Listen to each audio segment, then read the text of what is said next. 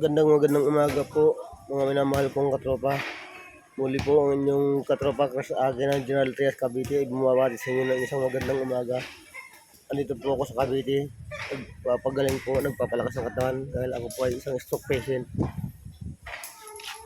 Kaya sa mga tulad pong stroke patient, mag-exercise din po kayo. Pilitin nyo bumangon at igalang ang namanhid yung katawan upang magkabuhay ulit ito.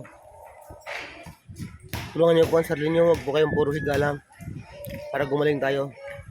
Kaya nga po ako gumawa ng ganitong video para ma-encourage ko yung mga katulad ko na lumaban.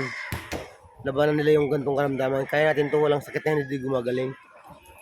Basta sabayan nyo lang po ng disiplina, exercise, tamang oras ng pagkain at pag-inom ng gamot.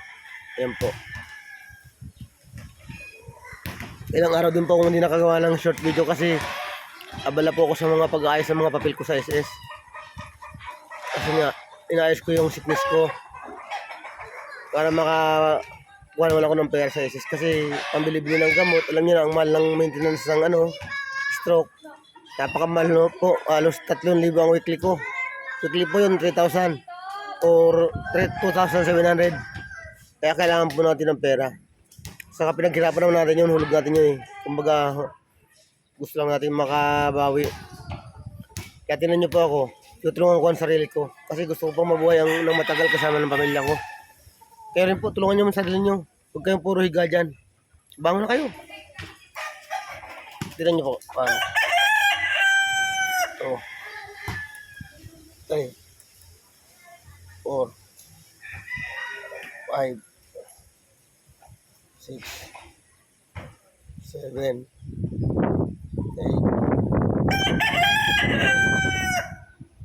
10. 1, 2, 3, 4, 5, 6, 7, 8, 9, 10.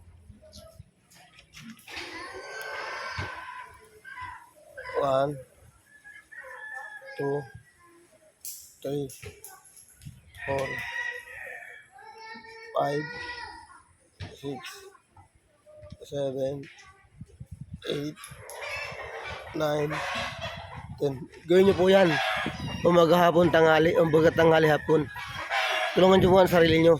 Masakit po, alam ko, naintindihan ko masakit. Pero pilitin niyo po kasi para mabuhay po yung mga ugat natin at yung mga nerve para daluyan ulit ang dugo. Kasi kung ihiga nyo lang ng ihiga, hindi gagalaw yan. Maninigas yung mga ugat nyo. Yan ang mahirap ng mapabalik sa dati pag matigas na. Yun po. Dati nung paglabas ko ng ospital, wala talaga akong maigalaw. Lahat, nakalatag lang ako sa higaan. Pero tinan mo ngayon, dahil sa pagsusumikap ko, marami na po akong nagawang mag-isa lang. Hindi kagaya dati, lahat, asawa ko ang gumagawa para sa akin. Kaya tulungan niyo po sa sarili niyo para hindi tayo masyadong maging pabigat saka kasama natin sa bahay. Kaya nga po naisip kong gumawa ng ganitong mga inspirational reel para po maka-encourage sa mga taong katulad ko na may karamdaman na huwag silang sumuko sa buhay. Karamdaman lang po yan, gagaling po yan. Susubok lang na tayo ng Panginoon Diyos kung gaano tayo kakatitag, kaya labanan po natin.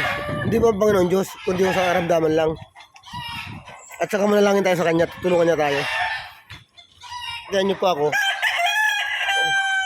3, 4, 5, 6, 7, 8, 9, 10.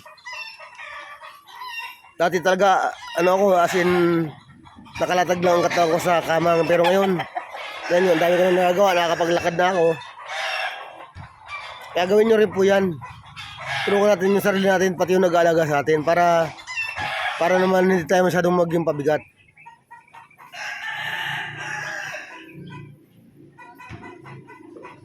Walang makakatulong sa atin kundi tayo rin, sarili lang din natin. Pag inisip natin, kaya natin, pero pag hindi talaga, wala mangyayari.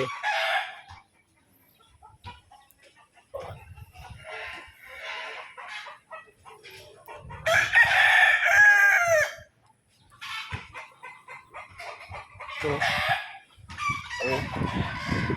4, 5, 6, 7, 8, 9, 10. Gusto ko pa pong gumaling at makabalik sa trabaho, kaya ako ginagawa ito. Pinipilit ko ang sarili ko. May trabaho pa pong naghihintay kasi sa akin. Once na nakarecover ako, balik na ako sa trabaho. Hinihintay ako ng boss ko. Kaya pinipilit kong gumaling eh. Hindi para sa akin, kundi para rin po sa pamilya ko. Kaya gawin rin nyo rin po yan. Tulungan nyo sa sarili nyo. Kaya nga andito ko, i-motivate ko kayo. Just to help yourself. By your own. Huwag nating iasa natin lahat sa ating bantay o nag-aalaga sa atin, huwag. Kasi baka malawa sila sa atin. Tayo rin ang mawawalan. Katulungan ba natin ang sarili natin? Mag-exercise, kumain sa tamang oras at tuminom ng gamot sa tamang oras. Okay. Maraming salamat po sa sumubaybay sa aking munting channel. Kung hindi pa po kayo nakasubscribe, mangyaring pag-like and subscribe po ang aking channel para makatulong po kayo sa pag-grow nito. Maraming salamat po. Thank you guys. Love you all. Hanggang dito muna. Bye.